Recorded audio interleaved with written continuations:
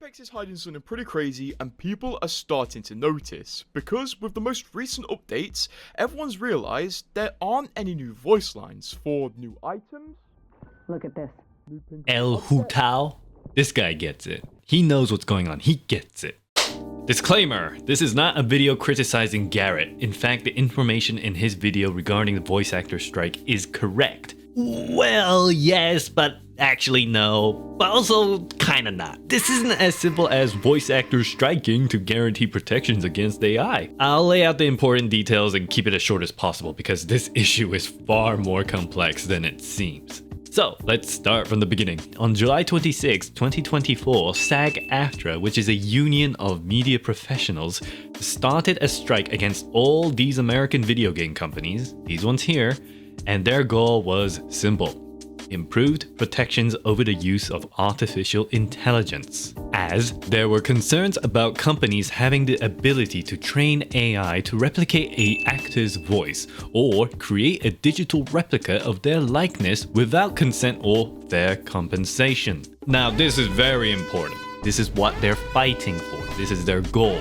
Now, that's actually quite noble. Dare I say something everybody can agree on. Nobody wants to be replaced by some soulless imitation, right? And these American game studios have a confirmed track record of using AI in their products. And let's be real, EA, the publisher of Apex Legends, would definitely use AI to replace the voice actors if they could get away with it. I mean, take a look at this video. This was a video for their investors. What they can do with the technology of AI. If you have eyes, you're not being deceived. It is absolutely trash. Anyway, if you're an Apex Legends player, you know that EA really sucks. In fact, as Garrett mentioned in his video, the French Apex Legends cast, all 31 voice actors quit because of a clause that was added to the cast contract, asking them to give up all rights to their voices with no guarantee of limited use. Which is also the same reason why the current English voice cast, who are currently striking at the moment, don't have any new lines in the game. Now, these voice actors have every right to deny their services in order to protect themselves from AI taking over their jobs. That's good, right? And it is. It really is. Like, it's good. Like, voice actors need to make a stand against these studios that would just use AI to replace them. What? Media professionals? Voice acting with talent? That's too expensive. Okay, so where's the problem? Now, around the same time this whole thing started, the game Genshin Impact's English voice cast also started a strike, refusing their services till MiHoYo, the company behind Genshin, guaranteed that their voice wouldn't be abused by AI. Bedlam, I thought we were talking about Apex. Why would you bring up Genshin? What a cringe gooner game. I swear to you, this is relevant. Anyway, because of this strike, this left a large number of characters in the game unvoiced for a very long time. There are 64 currently silent or striking voice actors, and that's a big number. Now, fun fact, this character here, Beidou, is voiced by Allegra Clark, who also voices Bloodhound. See, it's all connected. Anyway, so what's happening in the Genshin scene? Oh my god. How are they just no. These people are terrible. What the is wrong with them? Stop, they're so stupid. What the Yeah, the whole Genshin issue is extremely messy, and honestly, it needs its own video. So I'm just gonna tell you the most important information that came out of it, okay? Now, just like Apex Legends, Genshin got hit with the English voice strike for the same reason: AI protections. As you can see here on this Reddit post, union voice actors are rightfully worried that studios are going to take their voices and use AI to replicate them, so that the studios can use this replicate voice forever without ever compensating the voice actor. Fair enough, right? Now, this is despite the fact that MiHoYo was not on the list initially. The list against these companies that are being struck or striked. Struck? Striked. Struck. I don't know. Striked. Because the strike was against American companies. MiHoYo is Chinese. Now, this might not seem like a big deal, but this is important. Remember this. Now, you can see that there are a lot of non-voiced characters, but you can also see that there are currently voiced characters as well as one that's recast. We won't get into that one, alright? Now, the reason these voice actors are not striking is because they are not with SAG-AFTRA. Some of these voice actors are under Side Global, Sound Cadence, or just independent voice actors, i.e. non-union voice actors. Now, one of them, as you can see here, Sound Cadence, has made a press release. Every contract at our studio features explicit AI protections regardless of union status. Now, Sound Cadence has been working with MiHoYo for quite some time, and this implies that MiHoYo has agreed to their AI protections. Okay, but why not SAG-AFTRA's? Well, we'll get into that. We'll get into that very shortly. This part gets kind of ridiculous. MiHoYo can't even use AI voice, even if they wanted to, because it is against the law in China. There is a news article about this right here. You can read it in this article here. As it says in this one paragraph, the new civil code protects the right to voice as an emerging portrait right. This means that it is prohibited for any individual or entity to alter, damage, or falsify someone's voice or to manipulate it using technology. The law prohibits the creation, utilization, or dissemination of someone's voice without their consent. Would MiHoYo be in trouble for using AI voice of someone without the consent of the person, regardless if they're Chinese or not? Legal basis. Article 1023 of the Civil Code explicitly protects the voice rights by referencing the protection of portrait rights. Unauthorized use of a person's voice, including highly similar AI-generated voices, constitute infringement. Imagine you're MiHoYo. You're gonna do AI voices.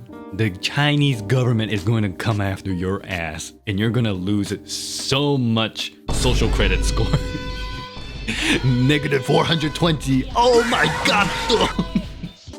Yeah, they're not gonna risk it, okay? You don't want to run afoul with the Chinese government. And I have here the interim agreement that MiHoYo refused to sign. TLDR, SAG-AFTRA wants to obtain the English dub exclusivity from game companies outside of the US.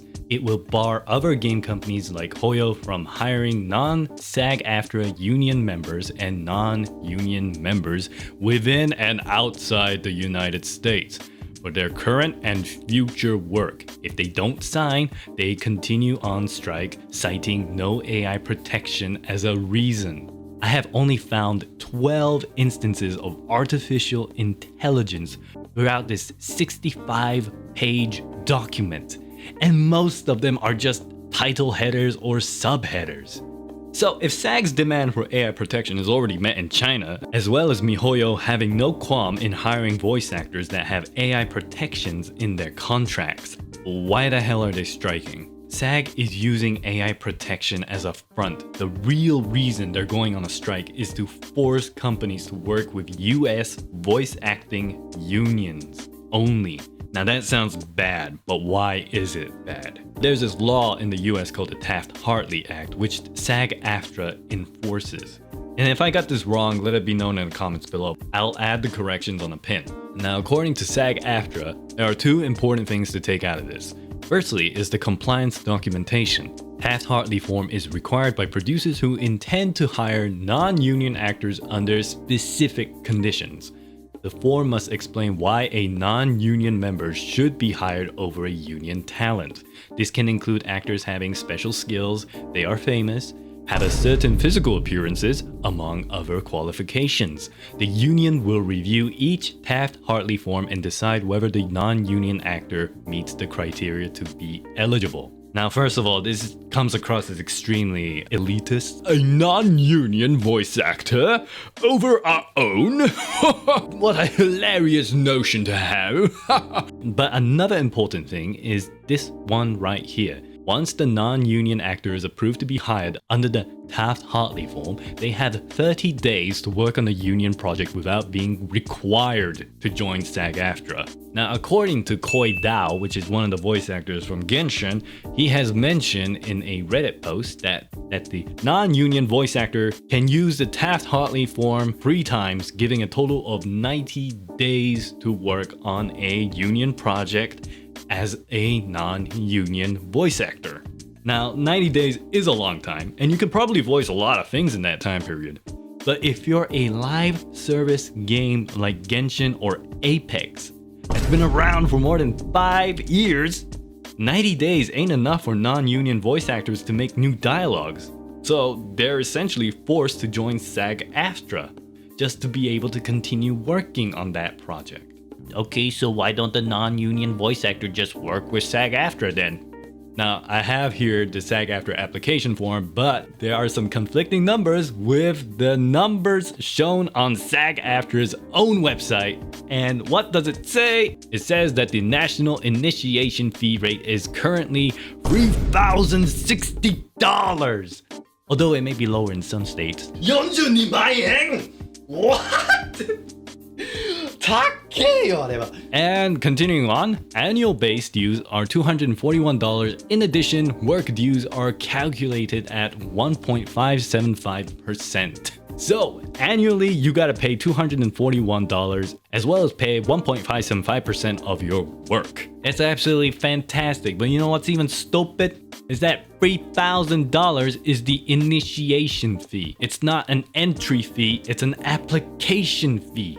Meaning you pay $3,000 just to apply. It doesn't mean you get in. They can just say no. No, you suck, peasant. And they'll just take your money. Thanks for the $3,000, moron, sucker. Like, from my point of view, these guys don't operate like a union. They operate more like a mafia gang. Like, what the f is this? Who thought this was a great idea? Like, oh jeez. Okay, continuing. So, in the simplest way possible, I will be using this Trojan horse meme. Take a look. With SAG-AFTRA going to studios saying, hey, we got AI protection, and everyone going like, Go SAG! Yeah, fight that good fight, SAG! But inside that Trojan horse, aggressive voice actor union monopoly. I'm well aware that I talked about Genshin throughout this video, but it's thanks to that drama that unfolded do we now know for certain where SAG-AFTRA's real motivations lie. Do they care about the Apex Legends voice actor strike for AI protection? It's unlikely. Do they care for the monopoly that they could get by turning Apex Legends into a union project? Definitely. And that's the point of this video. I want people to know that SAG-AFTRA is hiding behind AI protections in order to create a monopoly of voice acting projects that'll inevitably over non-union voice actors. They might be doing this for righteous reasons, but the intent is not. Ironically, SAG-AFTRA is the EA of voice acting unions. And so Apex is now left in this situation. Look, I genuinely hope that the voice actors under SAG-AFTRA get AI protection, but this tactic is so evil towards non-union voice actors as well as manipulative towards those that supported SAG-AFTRA's demand for AI protection. Here's to wishful thinking, but I hope EA actually agrees to the voice actor strike. AI is a big problem that can be abused in the voice acting industry. So many talented people can lose their job over this. Look, I've been playing Apex since launch, but it does feel like it's dying, and I think it's more or less tied to the voice acting strike. Besides the movement shooter mechanic, I really think the voice acting in that game really gave it life. All that dialogues, the interactions, and the events around it. But because of the voice acting strike, it actually might kill off Apex. But if EA realizes that AI ain't worth it, that's a good thing. But I highly doubt it, because greed is something AAA studios are more known for these days. Quality content? Ha! How can we make more money? because we like money. I'm tired. It's already midnight. Bye.